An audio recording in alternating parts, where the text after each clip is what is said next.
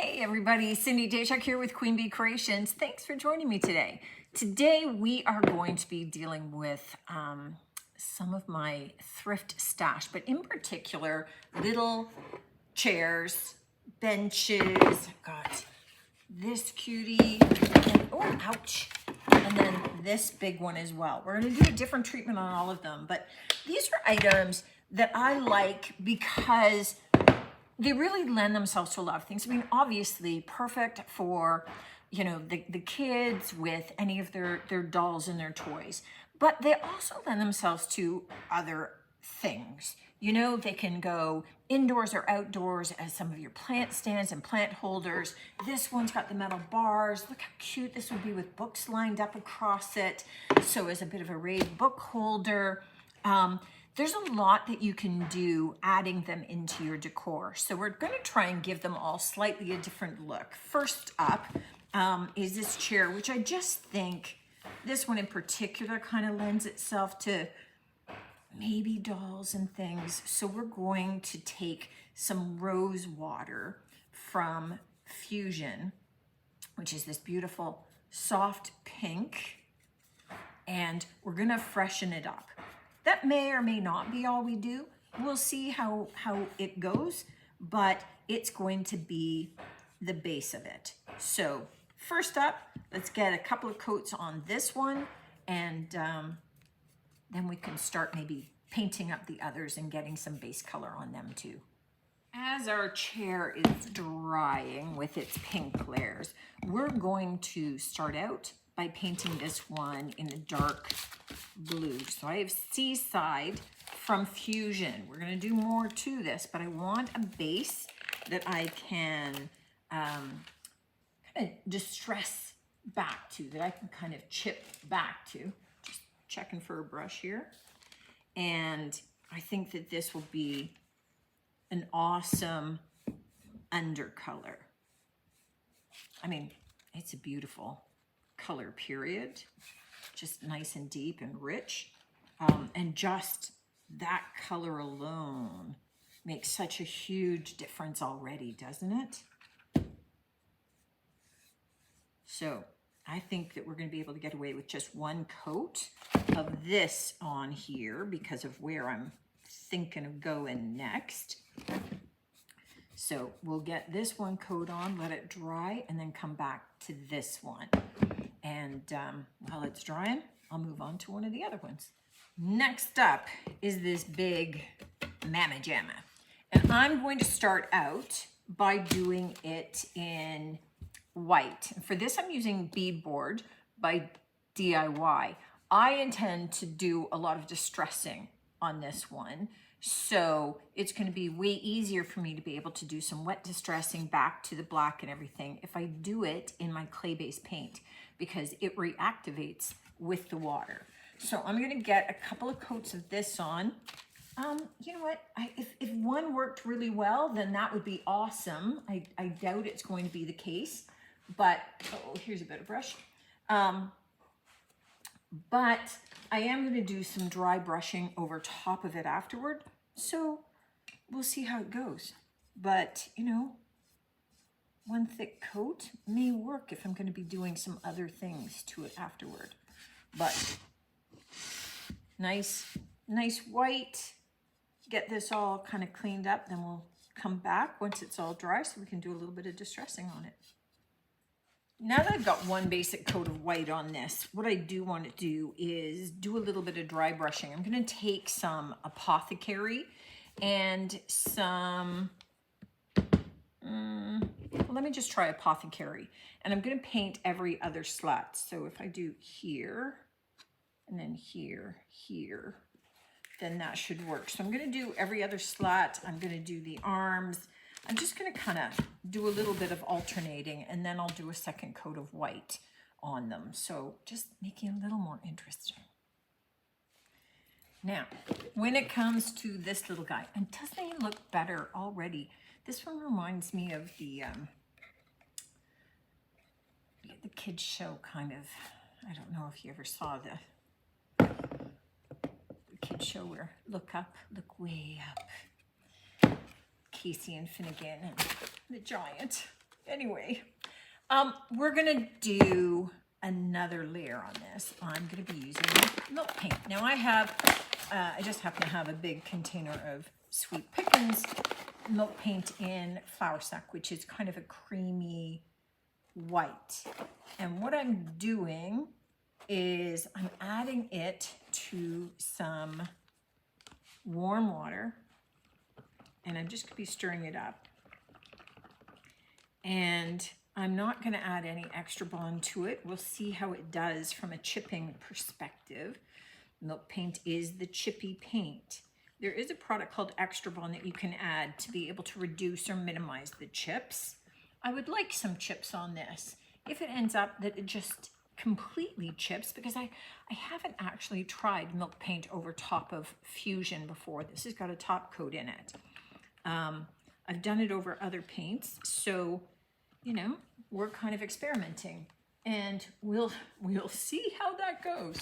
What I am doing is I want this a little bit thick, a little thicker than it is. So I'm adding maybe a little more than we typically use, but that's okay.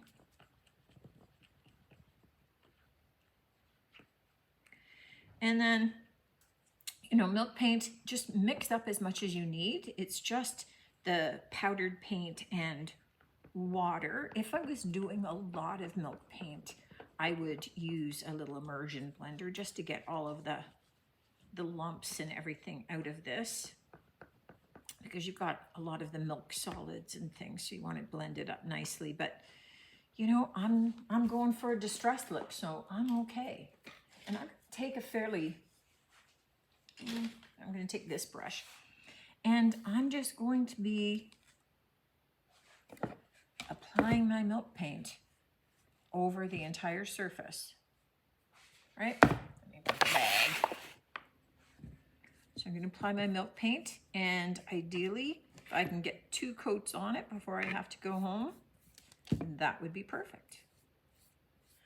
For our little chair, I'm going to just do some quick little flowers. So nothing fancy. I'm going to do 3 little blue dots, and I'm not going to do them everywhere. I'm just going to do like a little grouping here and there.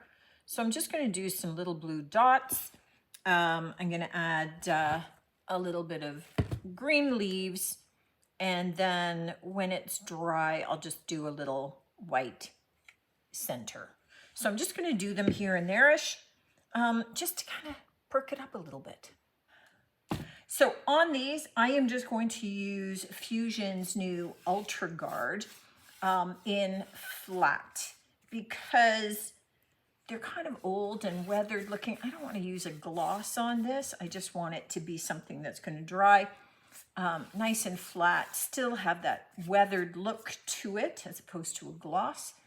And as well, Ultra Guard is super durable, so it's going to help them stand up to, you know, whatever use you put them to.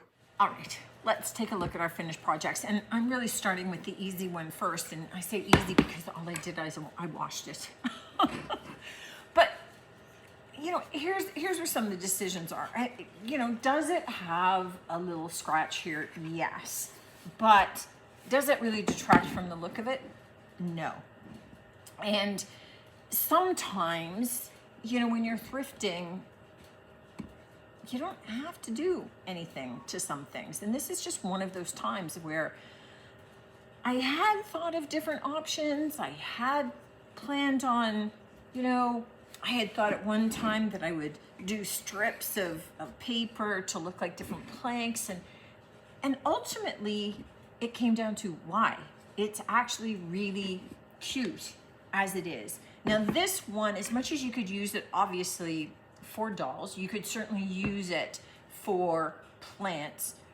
You could also use it as a raised bookshelf, just a cute little way of displaying a special little collection of something. So don't overlook that, but because it's got the arms here, it just kind of lends itself to that very well, as does potentially, you know, this big bench. Now we've got it done so that it's worn and weathered, which means if you have plants on it and it's outside and it gets more weathered, it's still going to be cool. But you could do it indoor for plants. You could use this as a bookshelf as well if you wanted, or, you know, little spice rack, or, you know, don't limit yourself to what it could do. But I really like that striping. I think it looks really fresh. I think it looks very springy, right? It's got that kind of look to it. Now, this one we could have left in that blue that we painted. It looked perfectly good. It's a lovely blue. It looked very rich, but we've got lovely distressing, and I don't know if you can see the crackling on there. So when you're up close, we've got a lot more texture and look happening to it. And again, just kind of super sweet. Our little chair, we painted in pink, and then we added our little florals to it. And just a little bit here and there, just to add a little something, but not overboard, right? All of these super easy finishes, didn't really take any time to speak of. A little more time because I was gonna say 4, but really I only did 3. I let myself off the hook on this guy.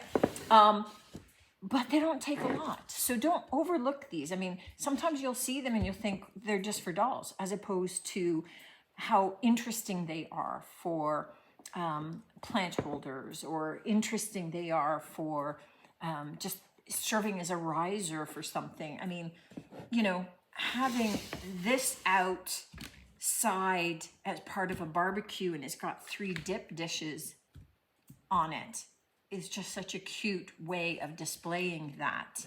And there's just so many cool ways that you could use these that go beyond sticking a doll on them. Although there's nothing wrong with that either. Let me know what you think of these. Let me know if you've seen pieces like this and just kind of passed them by, thinking that, oh, I'm out of the kids stage. You know, my kids are older, they don't need it, or my grandkids are older, they're not playing with dolls anymore, as opposed to thinking a little bit outside of the box with alternative uses for them. Thanks for tuning in as always. Looking forward to seeing you on the next one. And until then, take care.